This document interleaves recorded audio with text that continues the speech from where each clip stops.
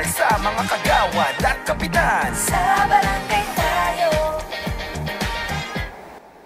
Welcome back mga kabarangay, at sa ating pong panghuling segment ngayong araw ay pag-uusapan naman po natin ito pong CSC Memorandum Circular Number 3 o ito pong memorandum ng ating Civil Service Commission para sa ating mga civil servants, kung ano po yung mga maaari nilang gawin at mga ipinagbabawal naman po nilang gawin during the election period. Kap, babasahin ko lamang po muli.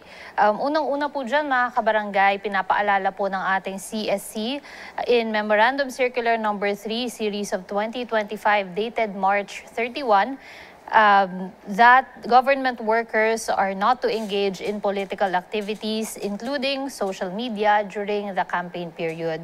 The CSC also clarified that government employees may like, share, comment on, or repost election-related content on social media for as long as these actions do not solicit support for or against any candidate or party during the campaign period. The CSC Memorandum Circular Number 3, Series of 2025 also reminds officials and employees to maintain political neutrality in line with the 1987 Constitution. It also said that social media functions such as liking, comment, sharing, reposting, or following a candidate's or party's account are considered as partisan political activity if these are resorted to as means to solicit support for or against a candidate or party during the campaign period, as it reminded government officials and employees to be prudent on social media. Kap, meron naman pong isang National Labor Center for Government Workers na nagkomento po tungkol po dito sa memorandum na to. Ito pong Courage, a National Labor Center for Government Workers, has said the memorandum tramples on civil servants and will demand that it be rescinded. It added that the memorandum goes beyond prohibitions set by Section 29 of the Civil Service Act, which bars government workers from engaging in partisan political activities. Iyon. Actually, sa barangay, Opo. it contradicts din yung Yes, sinasabi na pwede kaming ang barangay captain o punong barangay hanggang sa SK Kagawad, mula punong barangay hanggang SK Kagawad, ay pwedeng mangampanya, etc. Ito nga po yung pinag-uusapan po natin nung nakaraan na nilabas po ito ng COMELEC, and yung DILG naman po, na medyo nagko-contradict po tayo doon, Kap. Nagko-contradict sa CSC memorandum. Siguro yung mga regular na nasa national government saka sa local government ay regular, casual. Yun po yung kanilang yung JO kasi saka dati JO saka meron pang isa mga basta yung JO, yung job orders, hindi siguro hindi po sila sakop. Oo, kasi wala namang employer relationship yun masyado hindi ganun ka-stringent o ka-strict yung kanilang employer-employee relationship. Pero for the rest of our government workers po, covered po sila in itong memorandum circular na yun, covered sila. May kaibigan ako, hindi ko walang post akong nakikita na nagtatrabaho sa City Hall. So, ibig sabihin, hindi talaga hindi talaga pwede basta-basta. Ayun, Kap, basahin lamang po natin ulit para malinaw po sa ating mga kabarangay.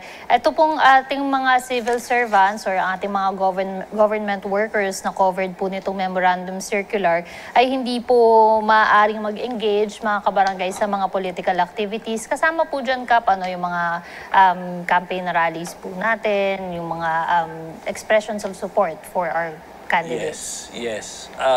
Although, again, meron kasing sinabi na pagdating ng after ng pasok, 8 to 5, pwede raw Okay po. After. Opo.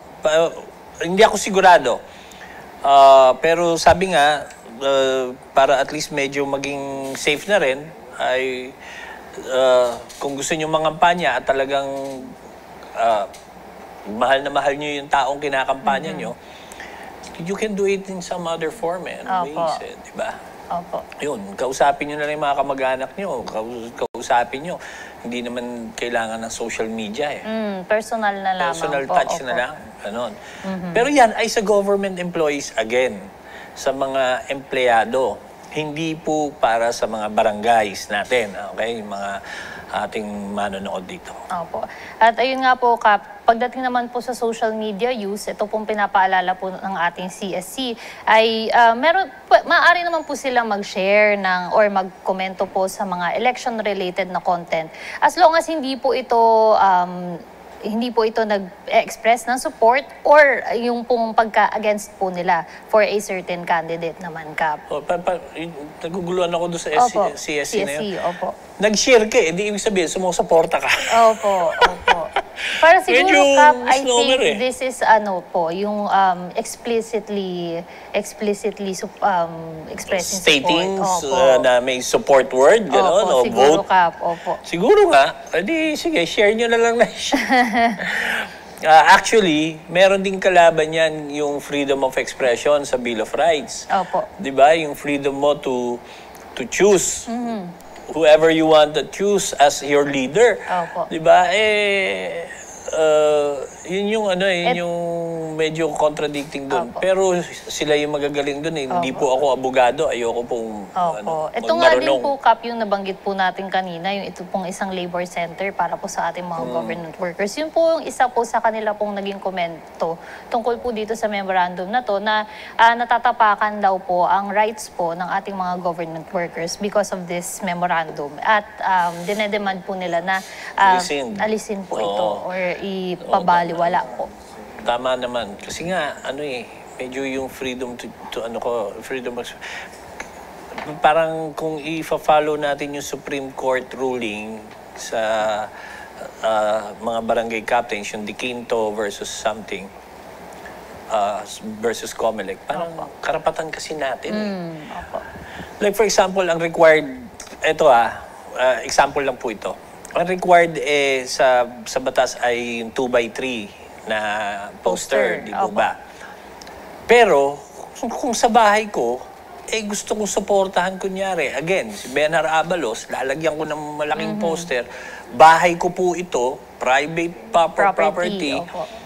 At pagawa ko yung tarpaulin, kahit gaano kalaki yan, matakpan man yung bahay namin, wala akong magagawa yung Opo. Kasi karapatan, nagkaroon din ho ng ganong klaseng Supreme Court ruling against isang school versus Comelec na pinaboran po yung school. Hindi ko na lang babanggitin yung pangalan ng school. Kasi nga, karapatan nila na maglagay nung sinusuportahan nilang during 2022 yung presidente noon. Opo. Yun po.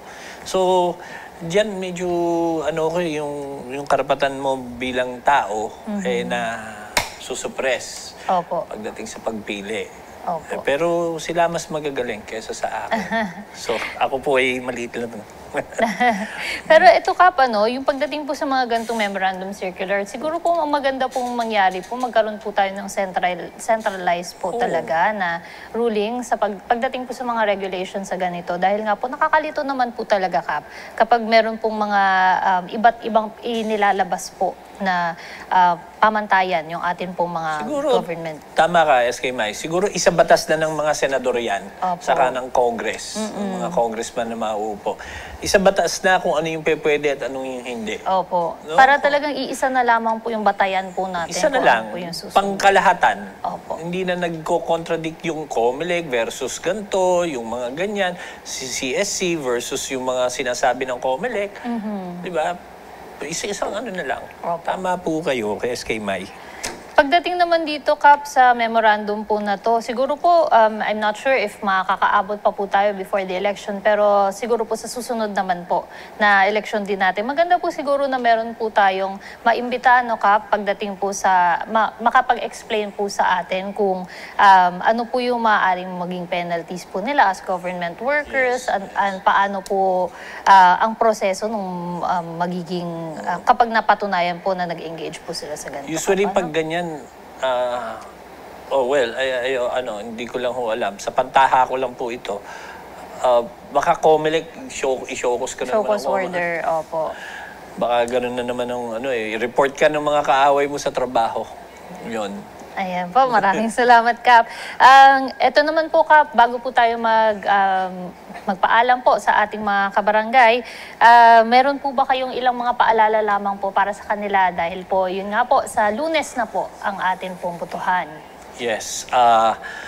Una, sa totoo lang, yung pagboto nyo sa May 12, napakahalaga. Yung karapatan nyong bumoto, yung right of suffrage, huwag nyo pong alisin nyo yun. Huwag nyo i-waive, huwag nyo baliwalain. Kung kayo ay rehistrado at kayo naman po ay hindi deactivated, bumoto po kayo. Go out and vote. Okay? Regardless kung sino po yung gusto nyo iboto o hindi, karapatan nyo po yun eh.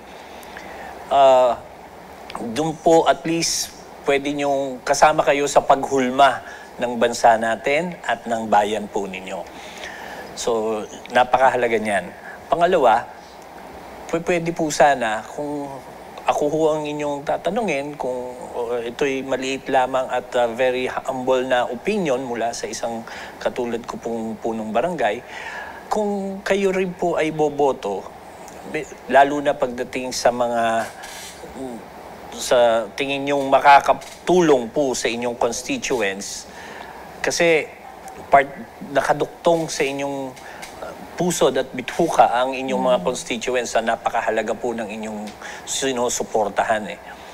Dahil ang makikinabang po ay inyong mga constituents.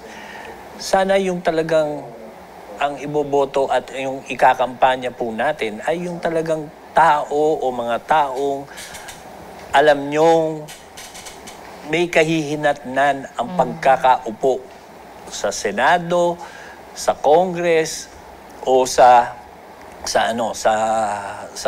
lokal, mayor, governor, etc., down to the councilor. Mahalaga po 'yan.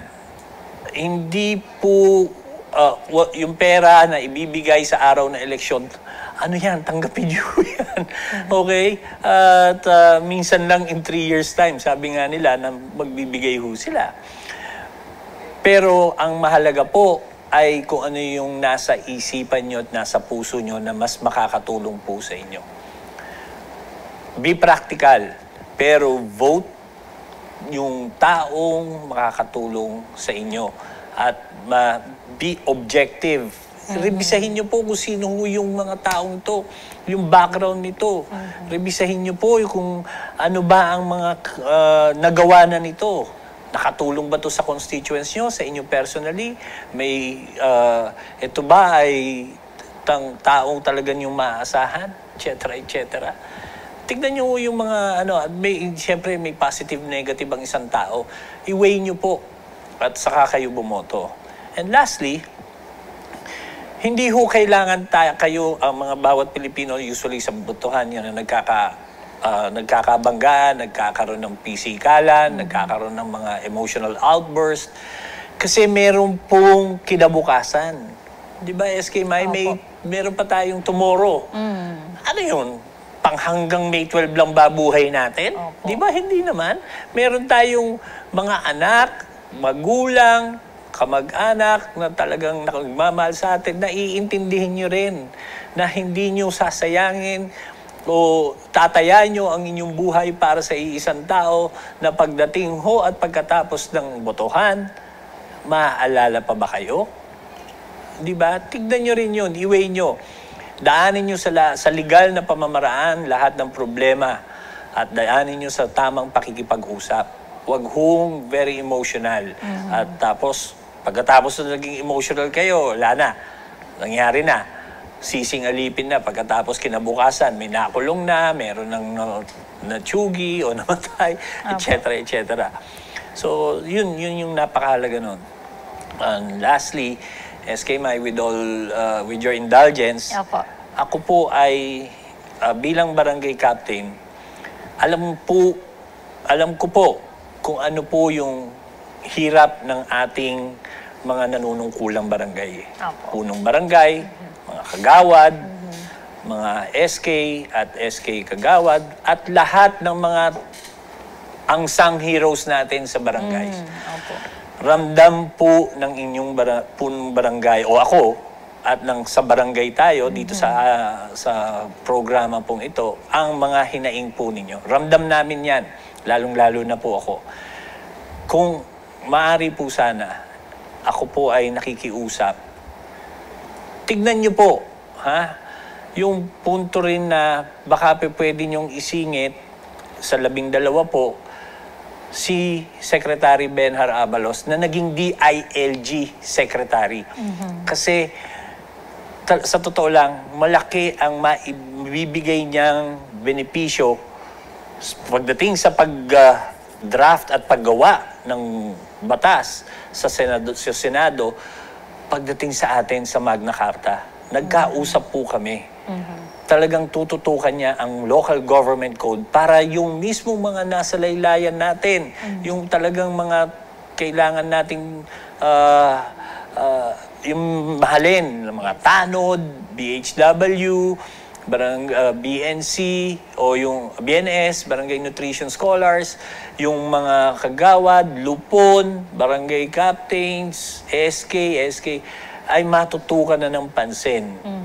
Na talagang may benepisyo at merong una yung gratuity pay, yung GSIS, magkaroon tayo.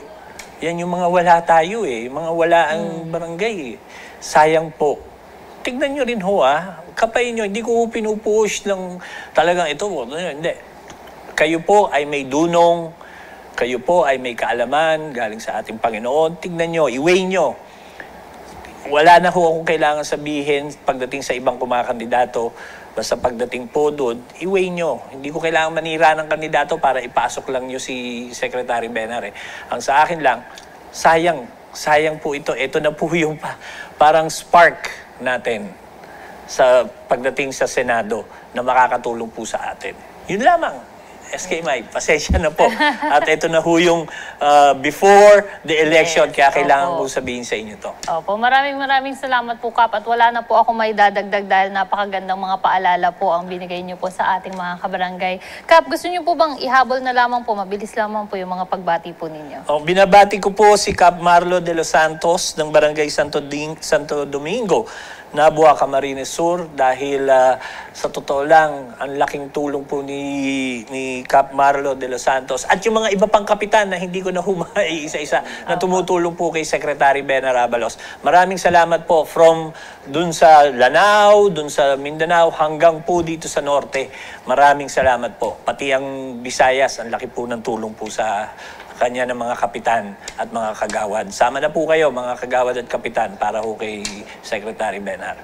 Ayan po, maraming salamat, Kap, at maraming salamat po mga kabarangay sa inyo pong pagtutok na naman po sa isa na naman pong araw ng makabuluhang talakayan para sa ikagaganda ng serbisyong barangay.